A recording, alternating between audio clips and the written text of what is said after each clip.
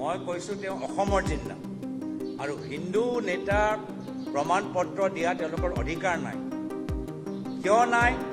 কি তেওঁ নিজে গৰু চিণ্ডিকেট কৰা মানুহৰ পৰা তেওঁ মন্ত্ৰী তেওঁক বনাই ৰাখিছে। গৰু চিণ্ডিকেট কৰা মানুহক তেওঁ টিকেট দিবলৈ বিচাৰে। গৰু চিণ্ডিকেট অসমৰ ভিতৰত আৰু বৃদ্ধি পাইছে। তেওঁ কি হিন্দু নেতা হ'ল? মইতো চেলেঞ্জ কৰিবলৈ বিচাৰোঁ যে আহক হিমন্ত বিশ্ব শৰ্মা ডাঙৰীয়া এবাৰ সন্মুখৰ পৰা হিন্দু ধৰ্মৰ ওপৰত মোৰ লগত ডিবেট কৰক। মই চেলেঞ্জ কৰিছোঁ।